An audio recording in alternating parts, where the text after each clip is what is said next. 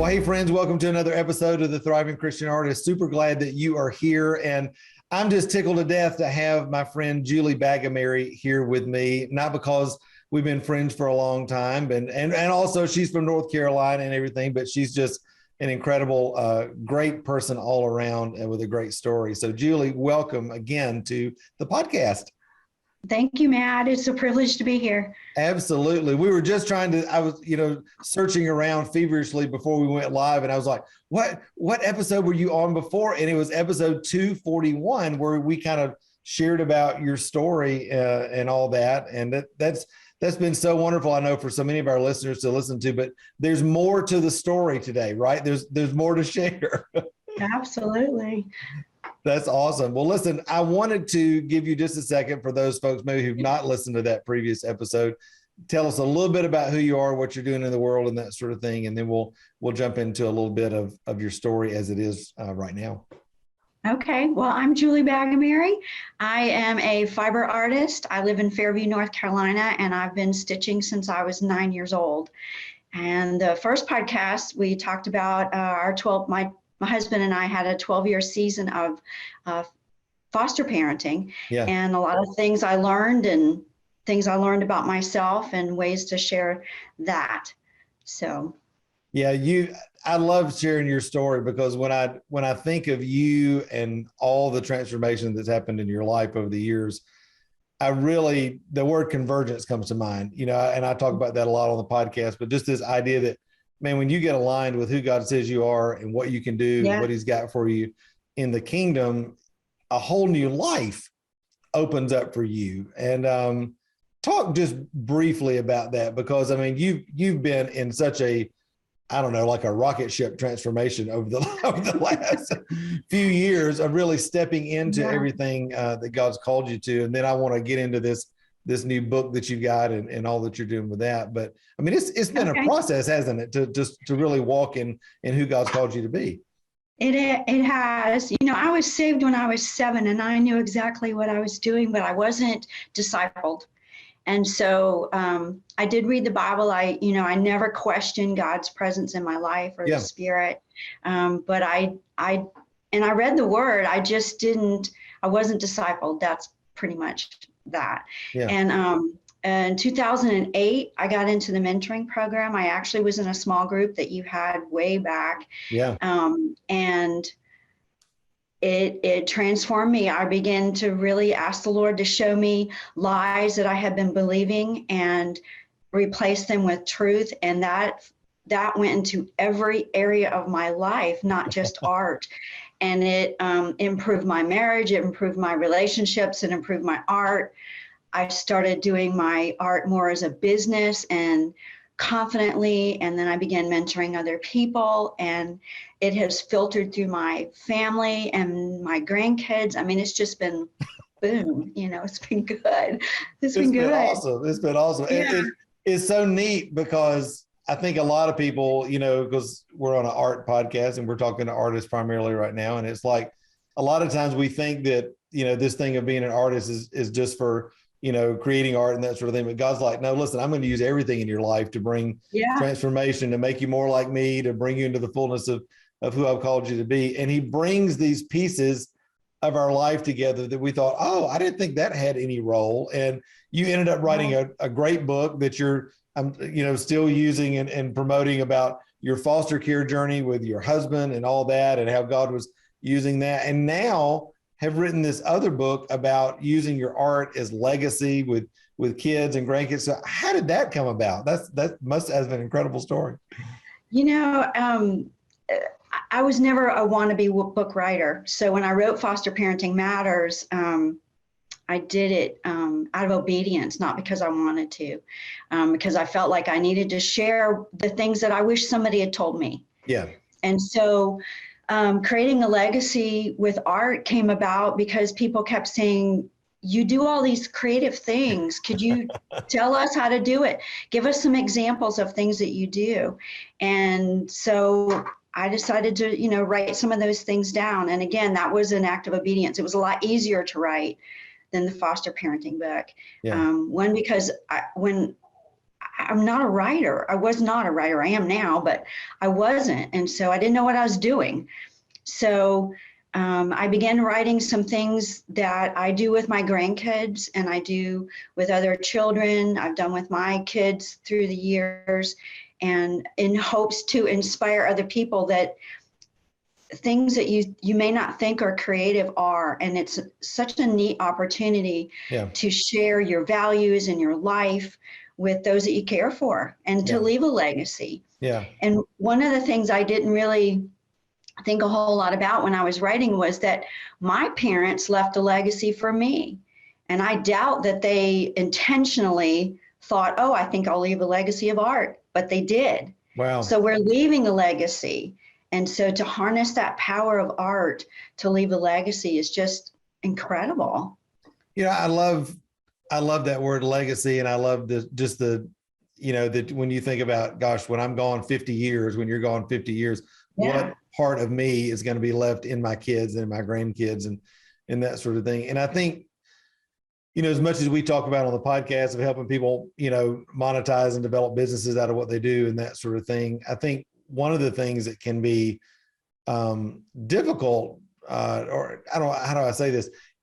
When you focus everything that you're doing on the business end of things and the monetization end of things, and you can lose the life that we all love that comes from doing our art, and we can lose that philanthropic side as well that allows us the freedom of giving that creative process, maybe just like it was given to us. And so I know you're balancing both of those. You're doing both of those intentionally. So how have you kind of come to be comfortable with that rhythm and that balance in your own life, where you are doing your money, you are doing your art, for your living and as part of your income, and at the same time you're doing these things to create legacy and giving back to kids and grandkids and that sort of thing? Yeah, I think I'm probably like a lot of people. I've swung in one direction and the other, and just keep coming back to the middle. It is intentional. I love selling art because I can reach people that I otherwise would not, and they have a piece of my art, which the spirit goes in that to their homes. That's an opportunity too. With my grandchildren, the time with them is short. They're going to grow up and they are going to this, they're gone, they're doing their own thing, and that's something I don't want to miss. I want to build in while I can, and that's important. And just recently, one of my grandchildren called and wanted to do something with me. I had a whole bunch of things planned for my business that day, and they got put on hold. Because that'll still be there, and I trust that the Lord will give that when I find that balance and make that time. Well, and there are just things that get communicated to not just kids, but people, when we're in that creative process and when we're sharing and struggling and teaching and that sort of thing, things that you say, or just, I think even nowadays, just the ability for, especially a kid, to be seen and to be heard and to be known in this digital world that we live in. It's like, it's a rare thing, I think, for a lot of kids to be able to sit down with an adult or with other kids in that kind of environment and really feel like they're getting, not only receiving a deposit, but also be able to give back and have that kind of beautiful symbiotic relationship. I mean, that is of eternal value. And I just think it's beautiful. Yeah. And, I have the opportunity, I'm teaching at the local elementary school, after school stitching. And so I'm having that opportunity with kids that are not related to me. Yeah. And, it's really a lot of fun, but it's an opportunity that I don't take for granted. Yeah. Yeah. Yeah. It's amazing. I remember my mom, teaching for 100 years, it seemed like, in high school and elementary and doing music and that sort of thing. And I just remember her over the years, just, coming home and laughing, saying, it's amazing the things that kids say. It's amazing the moments that you have with them, or the questions that they'll ask you in those kind of seemingly unimportant moments that you're just kind of doing a creative thing, but their guard gets let down, their heart opens up, and you're able to speak incredible things into them. So That's so cool. So, Julie, I think so many people out there that are listening, because we've got people, every age, every place in life and that sort of thing. But I know that there are a lot of people out there on the podcast that have kids, that have grandkids that are like, you know what? I am trying to build my business, but I would love to be able to leave a legacy for my kids and to deposit God-given creativity inside of them and nurture that. So what would you say to folks that are out there right now that says, I'd love to start doing this in my own life? Well, one of the questions I have in my book is that to really look at what legacy you've been given, but also to look at the people around you, and particularly your grandchildren, and say, okay, how many months, how many years do I have before they're out in college, or they're going to move away, and to really look at that. And that was very sobering for me, to put that into a time capsule. And so I began to become more intentional, and, it was just doing one thing at a time, adding and building to it, and looking at things that I had done previously to build on those. And during the pandemic, I write a story in there. There's a lot of stories in the book, and a lot of practical things that I've done that other people can do as well. But during the pandemic, my oldest daughter lives in another country, needed help, and just said, hey, can you do art with my sons, because I know you love doing art, and could you maybe do 2 hours on Zoom? I didn't know how to do Zoom. I didn't know how to do any of those things. And 2 hours seemed like an eternity. And so at the end of the conversation, she said, well, we could call it Art with Nana. And that was the hook. Love it. And so I learned to do Zoom, and I learned to draw and do colored pencils and color in coloring books and stuff over the internet with my family that was too far away to be close to. Yeah. And that really was a beginning of, I need to do this more intentionally. Yeah. And so now when my grandkids get together or we go to their house, one of their first questions is Nana, are we going to do art? Wow. They expect me to bring something, even if it's just colored pencils or watercolor paints. And I'm a fabric artist. So sometimes we do stuff in fabric, but not always. We do with what they have. And sometimes we're out in the yard picking up pine cones and acorns and making an arrangement, just something, whatever they want to do. Right. See, I love this because I'm thinking in 20 years, one of these grandkids is going to be on the podcast and they're going to be telling a story. My granny used to do Zoom art with me back in the pandemic, and it started my art career, and now I'm doing this. That's what this is. That's cool. What we're talking about, right? I mean, yeah, that would be cool. Yeah. Or, I just love it. I just love it. And I think I love the simplicity of it too, that it's like the boy with the loaves and fishes, right? It's like, bring what you have. Bring what you have, be faithful to that, and let God grow it and bless it. And, like you say, the kids don't care if they're working with fabric or markers or whatever it is. They just care that you're there and that you see them and that you're doing something. Right. And That's and I'll say this too, not all of my grandkids art is their thing. Yeah. I'd say most of them, it isn't.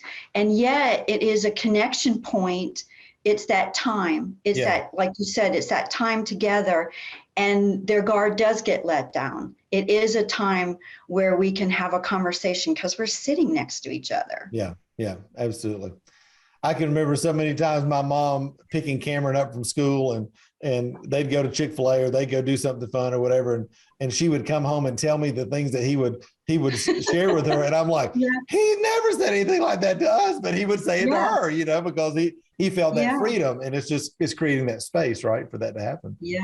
That's awesome. Well, Julie, I know folks are going to want to grab the book and plus see your art. You're doing always beautiful things out there. So where's the best place that they can get the book and also see all the things that you're doing online?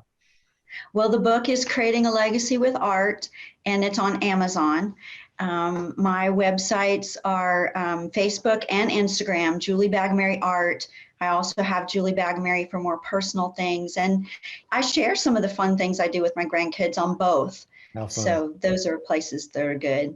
Awesome. And we'll put the links right here in the show notes. So whether you're listening to the podcast or watching on YouTube, you can grab those, grab the book, give it as a gift. I'm sure it'd be a great gift for others, and start using those things to create the legacy of art in your life and in your kids. Yeah. So Julie, thank you for being on today and sharing all the great things that you're doing. You're an inspiration to all of us. So thank you. Can I say one more thing? Yeah, absolutely.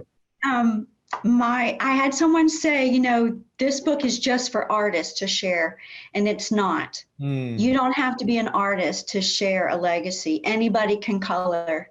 Anybody, I tell a story in there about how, as my mom has aged, we used to do a lot of things, and now we color pencil, and now she's not able to do that. And so you don't have to be an artist to use those art things to create a legacy. Just be available, right? Just be available. Yeah. I love it.